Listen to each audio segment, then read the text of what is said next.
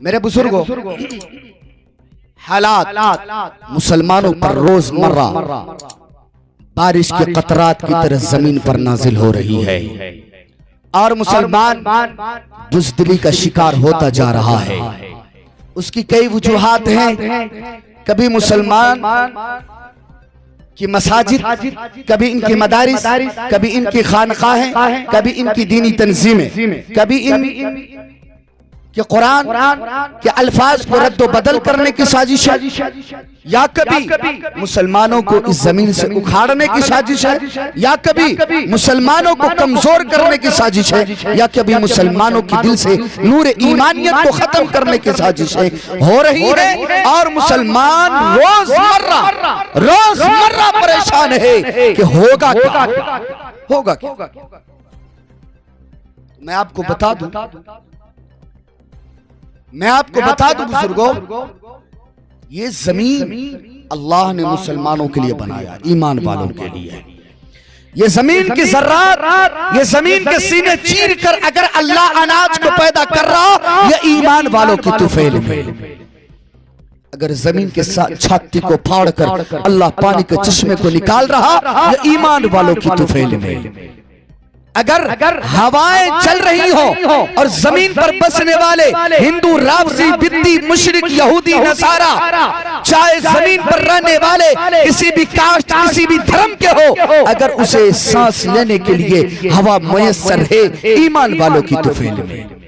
اور خود رب نے فرمایا، یہ ایمان والا زمین پر ذلت کے ساتھ جی نہیں سکتا، یہ ایمان والوں کو اللہ نے خلافت کے لیے بھیجا ہے۔ پھر وجہ کیا؟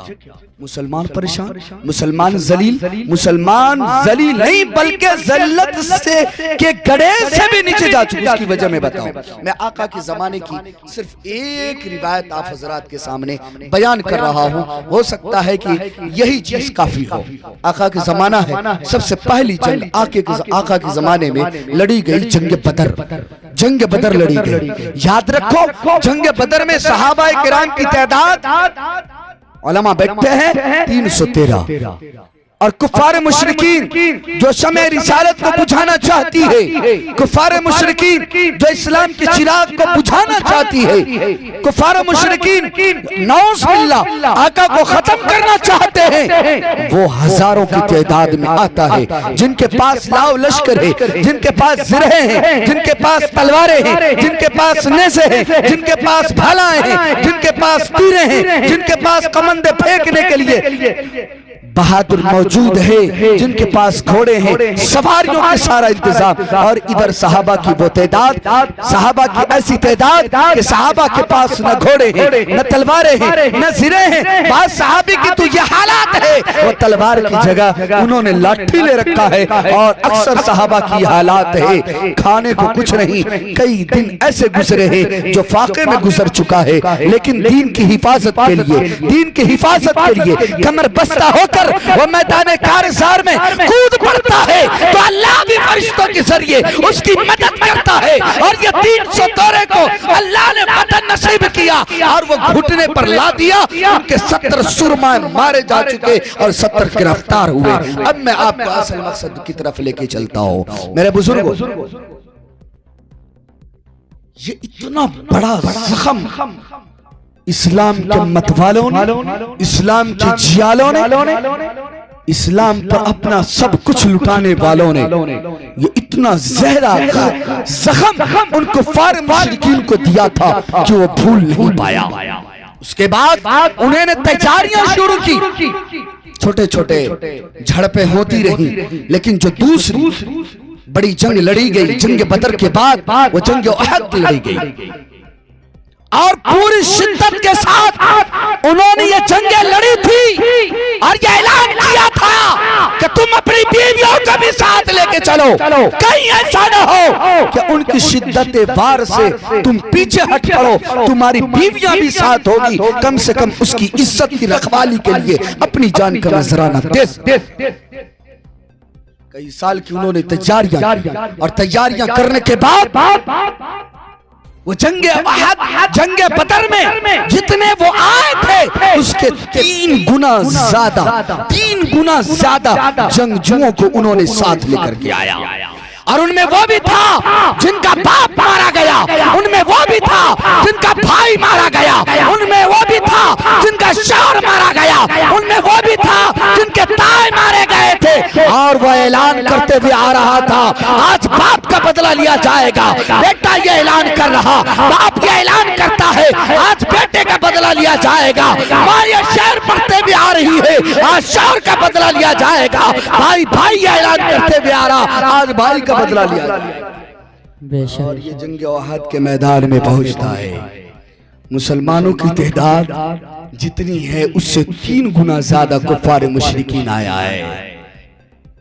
اللہ کے نبی صلی اللہ علیہ وسلم نے سب بندی کی، اس کے بعد آقا نے چند صحابہ کرام کو احد کے ٹیلے پر کھڑا کر دیا، وہ تیر اندازوں کو کھڑا کیا اور کہا کہ سنو میرا یہ فرمان ہے، اگر میدان کارزار میں مسلمان گاجر مولی کی طرح کاٹا جائے پھر بھی تمہیں نیچے اترنے کا حکم نہیں، اگر مسلمانوں کو فتح ہو جائے اور وہ مال غنیمت کو سمیٹنے لگ جائے پھر بھی تمہیں نیچے اترنے کی ضرورت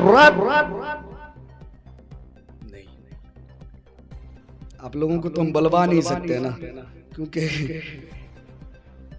نہیں تو بعض جگہ میں شاعر لوگوں سے بھی نازک مزاج ہوں، میں جتنا بولتا ہوں اتنا سامنے والوں کو بھی بلواتا ہوں، اور یہ پوچھنا ہو تو کل کے پروگرام میں مفتی صاحب زوراور گنج میں جا کر کے پوچھے، لیکن آپ لوگوں کو ہم کچھ نہیں کہہ سکتے، اتنا ضرور کہیں گے کہ گیلی کاغذ کی طرح نہ بیٹھے، گیلی کاغذ کی طرح زندگی اپنی نہ بنائے، کوئی لکھے بھی نہ تو کوئی جلائے بھی نہ، شاش بشاش بیٹھے۔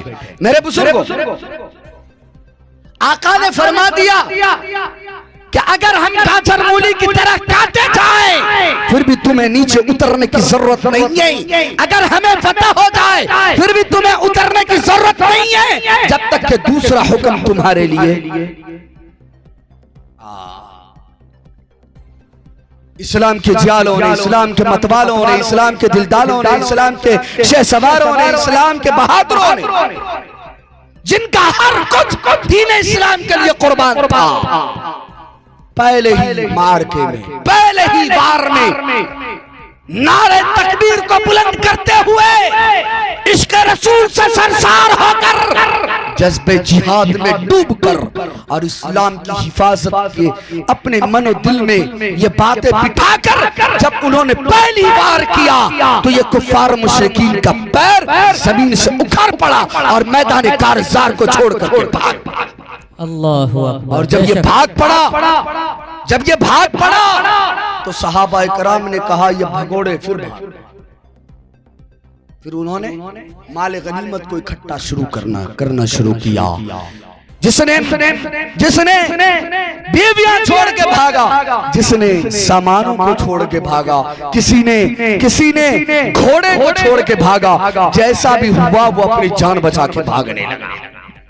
اب وہ صحابی پوائنٹ کو سمجھئے گا، یہ صرف مزے لینے کے لیے نہیں سمجھئے گا نہ سنیے گا، میں زیادہ دیر کی لمبی گفتگو کرنے نہیں جا رہا ہوں، اس لیے اس کو دل کی کتابوں پر نوٹ کر کے جائیے گا، ہمارے ساتھ جو بھی حالات ہیں صرف یہی 2 لفظوں کے اندر اس کا جواب، اس کی جواب چھپی ہوئی ہے۔ میرے بزرگوں اس جواب کو اپنے دل و دماغ میں نوٹ کر کے جانا ہے۔ جب یہ بھاگ پڑے صحابہ مال غنیمت کو اکٹھا کرنے لگے، وہ صحابہ جس کو اللہ کے نبی نے فرمایا تھا تمہیں نیچے اترنے کی ضرورت نہیں ہے، اگر گاجر مولی کی طرح کاٹے جائے پھر بھی اترنے کی ضرورت نہیں، اگر ہمیں پتہ ہو جائے پھر بھی اترنے کی ضرورت نہیں۔ جب انہوں نے دیکھا مسلمانوں کو فتح ہو گیا، ان میں 2 گروپ بنا، صحابہ کہنے لگے مغالطے میں آ کر کے اب ہمیں یہاں رکنے کی اجازت نہیں، اللہ نے ہمیں فتح نصیب کر دیا ہے، اب ضرورت ہے ہم ٹیلے سے اتر کر میدان میں جائیں اور مال غنیمت کو اکٹھا کرنے میں اپنے مسلمان بھائیوں کا ساتھ دیں۔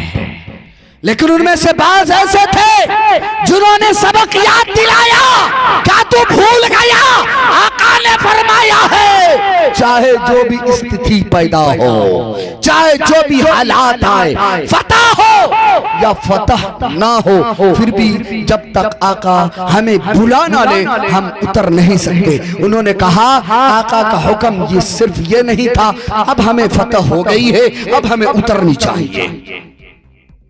ان لوگوں میں سے اکثریت نے اس ٹیلے کو چھوڑ دیا اور نیچے اتر کر مال غنیمت کو اکٹھا کرنا شروع کیا۔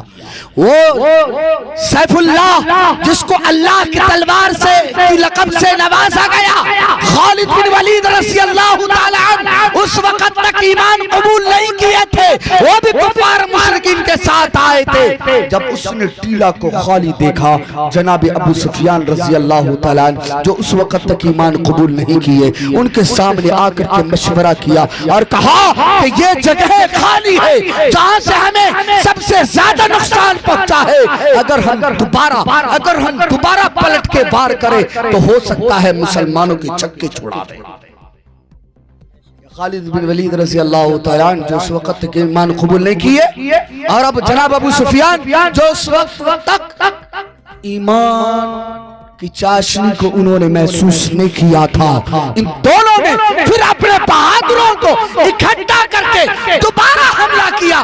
مسلمان تو لڑنے کے موڈ میں تھا ہی نہیں، پھر مسلمانوں کو وہ نقصان اٹھانا پڑا۔ تاریخ پڑھنے والا جب بھی تاریخ پڑھتا ہے خون کا آنسو ہوتا ہے۔ بے شک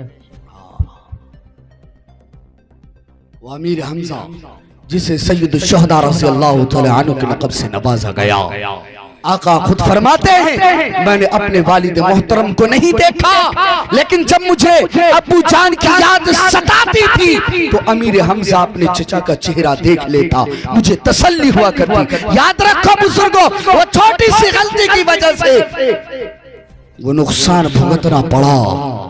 امیر حمزہ کو ایسے بے دردی کے ساتھ شہید کیا گیا، اس کے ہاتھ کے پارویں کاٹ لی گئی، اس کے کان کاٹ لیے گئے، ناکیں کاٹ لی گئی، آنکھ نکال دیا گیا، سینے کو پھاڑ کر کلیجی اور پھیپڑے نکال دیے گئے۔ بنانے والوں نے کسی نے پائل بنایا اس کے کلیجوں کی، کسی نے ہونٹ اور ناخن کے گلے کا ہار بنایا۔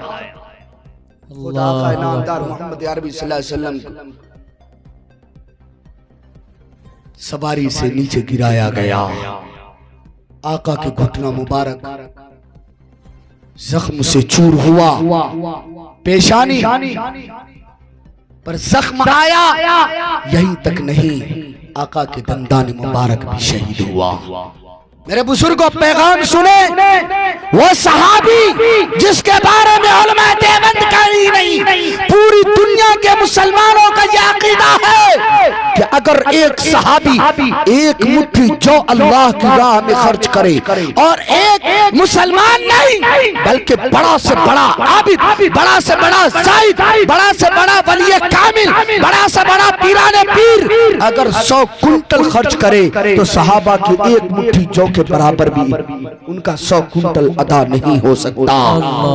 وہ صحابی نے ایک مغالطے میں آ کر کے آقا کی ایک حکم کی نافرمانی ہوئی، مسلمانوں کو اتنا بڑا نقصان ہوا۔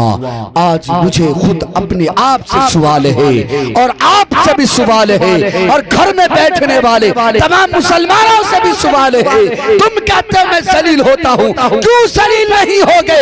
آقا کا فرمان ہر وقت ہم سے ٹوٹ رہی ہے، ہم آقا کی سنتوں کا مذاق شب و روز اڑا رہے یا نہیں اڑا رہے؟ اللہ کے خلاف عالم میں بغاوت ہمارے نوجوان بلند کر رہے نہیں کر رہے؟ ہماری شب و روز گناہوں میں گزر رہی نہیں گزر رہی؟ پھر بتائیے ذلیل کون ہوگا؟ کون ہوگا ذلیل؟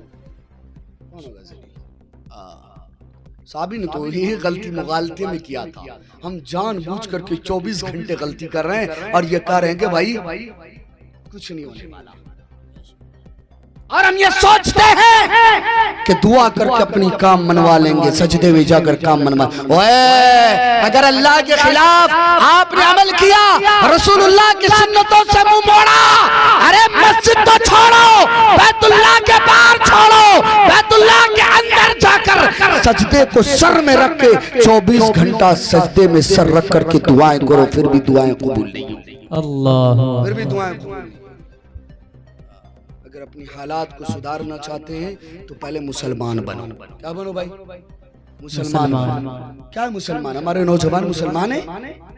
خدا نخواستہ اللہ نہ کرے کسی کے ساتھ ایسا ہو کہیں پر ایکسیڈنٹ ہو جائے. حالات یہ ہے اس کا پینٹ کھول کر کے جانچ کیا جاتا ہے کہ مسلمان ہے کہ ہندو ہے. بے شک. جب میں بنگلور سے آیا تو پہلی دفعہ سہرسہ کی جامع مسجد کا امام بنا. وہاں کا جو سیکریٹری تھا جوان اور اسلامی شعار اوپر سے نیچے تک کچھ نظر نہیں آیا. وہ کئی دفعہ گزرتا تھا, وہ سوچتا تھا امام صاحب سلام کرے گا, لیکن امام صاحب کو پتا چلی اب مسلمان ہے تب میں سلام کرے گا.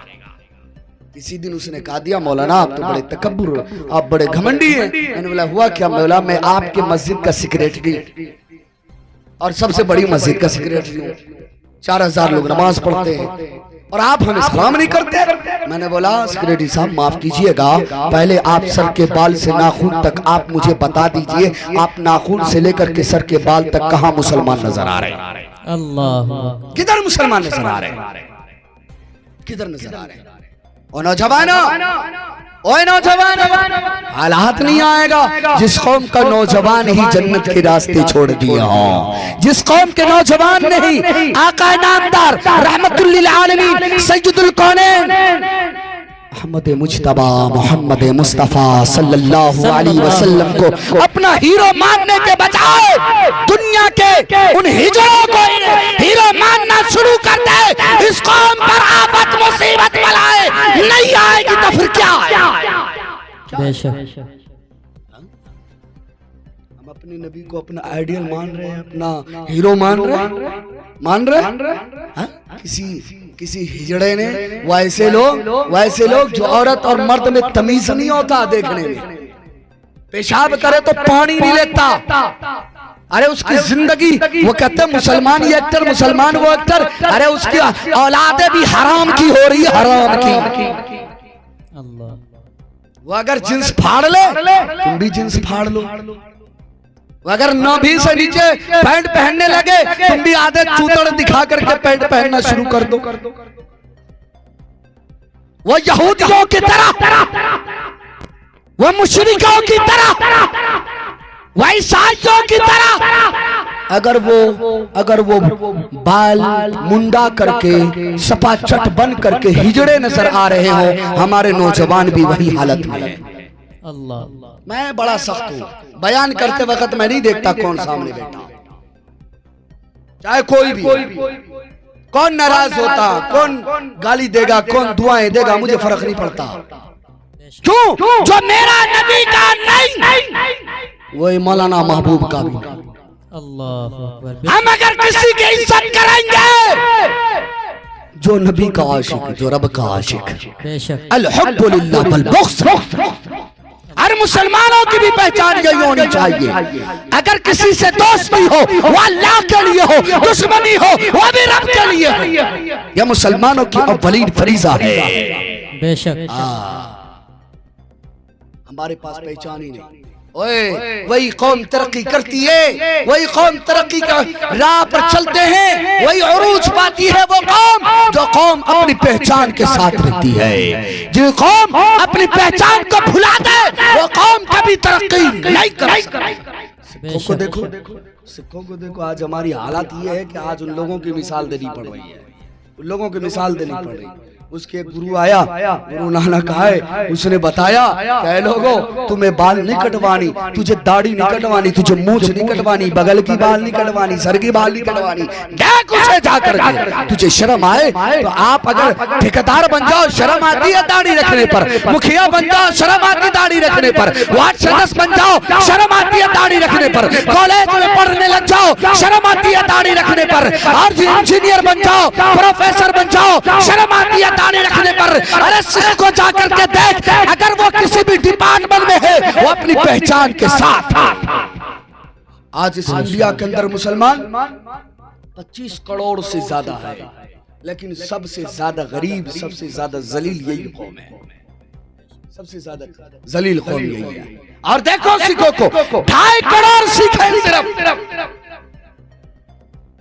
آج انہیں دیکھ لیا. کیونکہ وہ اپنی پہچان کے ساتھ ہے نا.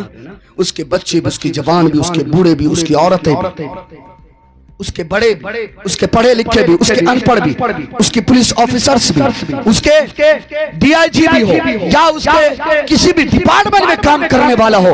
حالت یہ ہے اگر وہ پردھان منتری بھی ہو، اگر پائلٹ بھی ہو تو اپنی پہچان کے ساتھ ہے. بے شک حق. اس لیے آج وہ انڈیا میں سب سے زیادہ ترقی کی راہ پر گامزن ہے. ہم ہیں دعائیں کروا رہے ہیں، نمازیں پڑھ رہے ہیں. دعائیں کر لینے، نمازیں پڑھ لینے سے بھی کچھ نہیں ہوتا. پہلے پکا مسلمان تو بنے، پہلے پکا مسلمان تو بنے.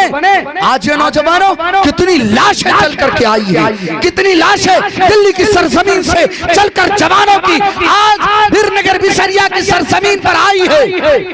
یہ نوجوان جب تک گانے نہ سن لیں، جب تک گندی فلمیں نہ دیکھ لیں، اسے چین نہیں آتا، اسے سکون نہیں آتا. ہوئے میں یہی عرض کرنے جا رہا ہوں، دست بستہ یہ عرض کرنے جا رہا ہوں کہ میرے بزرگوں سچا مسلمان بنو، پکا مسلمان بنو، کٹر مسلمان بنو اور استقامت کے ساتھ جمنے والے مسلمان بنو.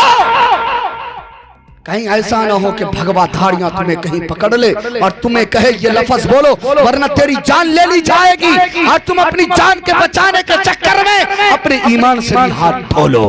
اللہ. کیا تجھے وہ تابعین کی بات یاد نہیں؟ تو بہادر تابعین کو پکڑ لیا. پوری قصے نہیں بتا رہا ہوں، آپ لوگ سنتے ہی رہتے ہیں. کہا کہ بھائی آپ میرا دھرم قبول کر لو، میں تجھے یہ جائیدادیں، یہ جرنل بناؤں گا، یہ چیزیں وہ چیزیں دی جائے گی، جتنا مال مانگو دیا جائے گا. اس نے کہا نہیں، دل سے نور ایمانی ختم نہیں ہو سکتی. لڑکیوں کو بھی لا کر کے ڈال دیا گیا. آج تو ہم ہر نوجوان لڑکیوں کے پیچھے بھاگے تھے. 1 مہینے تک آدھی برہنہ لڑکیوں کو لا کے ڈالا گیا کہ تجھے اجازت ہے مجھ سے کہلا کر لے، لیکن وہ سر نہیں اٹھاتا. پھر اس نے کہا کہ یار یہ تو مانتا ہی نہیں. کڑھا لایا، ایک کو ڈالا، جیسے مچھلی تل کر کے بھن کر کے ہم کھاتے ہیں ویسے تل بھن گیا. دوسرا روتا ہے. وہ کمبخت لوگ یہ سمجھتے ہیں یہ مخالفے میں آ گیا اور یہ کہنے لگا میں تو پہلے ہی کہہ رہا تھا نا تو میرا دھرم قبول کر لے، یہ چیزیں نوازوں گا، لیکن تو نے نہیں مانا. اب جب یہ جل بھون کر کے مر گیا اب تجھے احساس ہو رہا. بولے اے ظالمو، اے کمبختو، اگر تم یہ سمجھ رہے ہو میں موت کے ڈر سے ڈر گیا تو تم جھوٹے ہو. ارے میں تو رو اس لیے رہا ہوں اے اللہ تو نے جانے کیوں دی. میں تو آنکھوں سے آنسوں کی لڑی اس لیے بہا رہا ہوں. میں رب سے یہ التجا کر رہا، اے ربا آج تیرے دین کے لیے قربانی دینے کی ضرورت مجھے پڑی ہے. تو نے جانے کیوں دی؟ اگر تو 100 جان دیتا میں 100 دفعہ جاتا، 100 دفعہ تل بھون کر کے 100 دفعہ دردناک طریقے پر ہماری موت ہوتی، 100 دفعہ ہم زندے ہوتے. ہو سکتا تھا اے اللہ تم مجھ سے راضی ہو جاتا.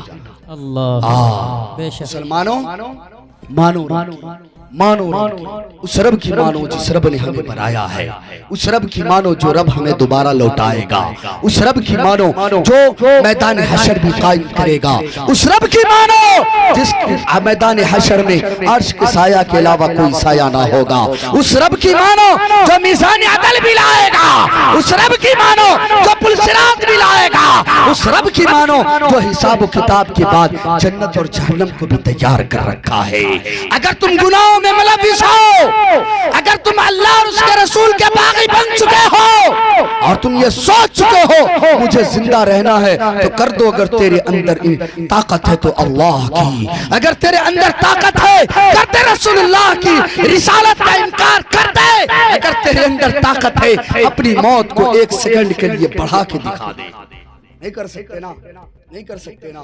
تو اس لیے جو بھی وقت ملا جتنا بھی کچھ ہو سکتا ہے کوشش کرے پکا مسلمان بنے, پہچان کے ساتھ رہیں, پہچان کے ساتھ زندہ رہیں. یاد رکھیے اللہ نے اس کے اندر زندگی رکھی ہے. اس زندگی میں اگر شریعت مطہرہ کے دائرے میں ہونا تو اللہ نے اس میں عزت رکھی ہے. میں آپ کو اپنی زندگی کے ایک واقعہ بتاتا ہوں. جب میں بنگلور چکبالا پور مرکز کا امام تھا تو اس وقت ابراہیم پاشا جو اس وقت کے وہاں کے ایم ایل اے بھی ہے, مسجد کا سیکریٹری تھا. ہم لوگوں نے اسے سمجھایا بجھایا کہ پوری زندگی آپ کی گزر رہی ہے, کم سے کم آخری لمحات میں بھی 60 سے اوپر آپ کی عمر ہو گئی, اب تو آپ باشرح ہو جائیں, اب تو آپ نمازیں پڑھنے والے بن جائیں, رب کے سامنے رونے والے, گڑ گڑانے والے, ناز و نیاز کی باتیں کرنے والے بن جائیں. خیر انہوں نے بات مان لی. 3 دن میں جا کر کی باتیں مان لی. اس نے داڑھی بھی رکھ لیا, ٹوپی بھی سجانے لگ گیا, پائجامہ کرتا بھی پہننے لگ گیا. ایک وقت کی بات ہے, میں زید بھائی کے ساتھ جو جماعت امیر ہے ہم لوگ مشورے میں بیٹھے ہیں, یہ ابراہیم پاشا آتا ہے اور آ کر کے رونے لگا. جب اتنا بڑا آدمی روئے تو بڑا تعجب ہوتا ہے, کیوں رو رہا ہے. ہم لوگوں نے پوچھا کہ آپ رو کیوں رہے ہیں؟ بولے مولانا میں نے زندگی میں عزت بھی دنیاوی عزت بہت کمائی, میں نے پیسے بھی بہت کمایا, لیکن اللہ نے جو آج عزت مجھے دیا میں نے زندگی میں کروڑوں روپے خرچ کر کے بھی یہ عزت نہیں کما سکتا. میں نے بولا واقعہ کیا ہوا, واقعہ کیا گزرا, آپ بتائیں تو صحیح. انہوں نے کہا سیاست کو لے کر کے ہمیں کہیں پر بھاشن دینے جانا تھا, میں کسی نماز کا وقت ہو گیا, ہم لوگ کسی گاؤں میں رکے اور گاؤں میں رکنے کے بعد وضو کر کے جب ہم لوگ نماز کے لیے مسجد کے اندر گئے تو امام صاحب نہیں تھے. ان کا مؤذن آگے بڑھا اور کہا مولانا صاحب آپ نماز مولانا صاحب آپ ہم لوگوں کو نماز پڑھا دیجئے. حضرت یہ لفظ میں جو عزت میں نے پایا ہے کروڑوں روپے خرچ کر کے میں نہیں پا سکتا, اور یہ عزت جو مجھے ملی یہ ٹوپی, یہ داڑھی, یہ کرتے پیجامے کی وجہ سے. اس لیے میرے بزرگوں شریعت مطہرہ کا پاسبان بنے, کٹر مسلمان بنے, کٹر. سمجھ رہے نا, ٹا پر ٹا لگا کے ہم بول رہے ہیں, کٹر مسلمان بنے. اسلامی جذبات کے ساتھ رہیں, علماء سے رابطہ قائم کریں, اماموں کا ساتھ دیں, اماموں کے پاس وقت دیں, اماموں کی عزت کریں. معاشرے میں یاد رکھو بزرگوں, اگر کوئی نوجوان شرابی بنے, کبابی بنے, فاسق و فجار بنے, زانی بنے, اللہ اور اس کے رسول کے حکموں کو توڑنے والا بنے, تو یاد رکھنا اس گاؤں کا امام, جس گاؤں میں زیادہ نوجوان اس حالت میں ملوث ہو تو سمجھ لینا اس گاؤں کا نوجوان روتا ہے, اس گاؤں کا امام روتا ہے, اس گاؤں کا امام اپنے مصلی سے خوش نہیں ہے.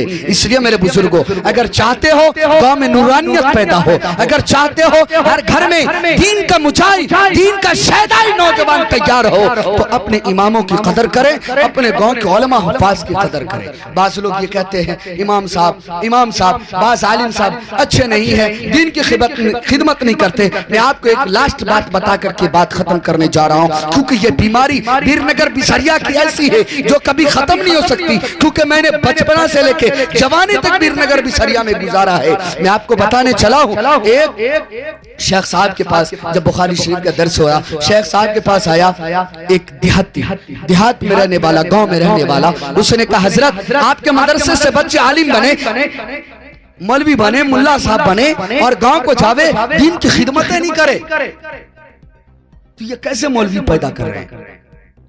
اسے دیکھ کر کے ہمیں اچھا نہیں لگتا ہے, میں کیا کروں؟ آپ لوگ کہتے ہیں مولوی صاحب مولانا کی عزت کرو, ہم کیسے کریں؟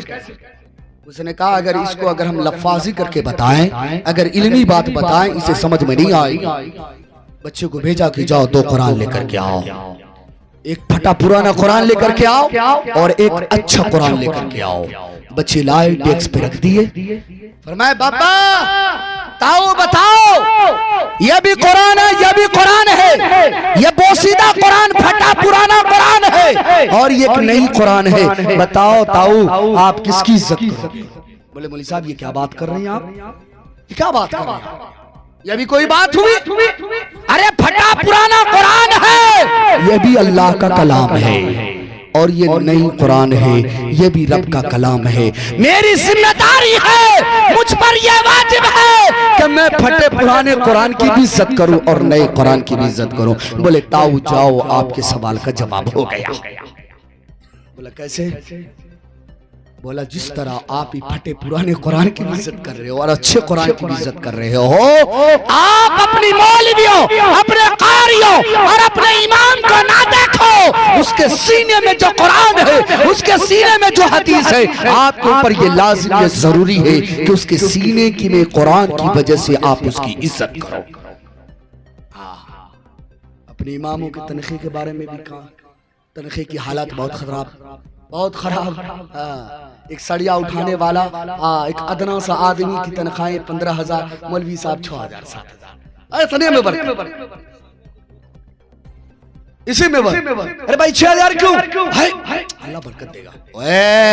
کائے کا برکت؟ کدھر کا برکت؟ گوشت لینے جاؤ گے، مرغے کی گوشت تمہیں 200 روپے میں اور امام کو 50 روپے میں دیا جاتا ہے؟ نہیں بولیں گے، دیا جاتا ہے نا نا، امام کو بھی دو۔ ارے حالت تو یہ مولوی صاحب کو بیوقوف سمجھ کے 10 ٹکا اور زیادہ لے لیتا ہے۔ برکتیں کچھ نہیں، یہ مدرسے والے یتیمان ہیں، ان بچوں کو 8 سال تک دال بھات کھلا کر کے، دال بھی ایسی کہ اگر اس سے وضو کرے تو وضو ہو جائے، یہ دال بھات کھلا کر اسے صبر سکھاتا ہے۔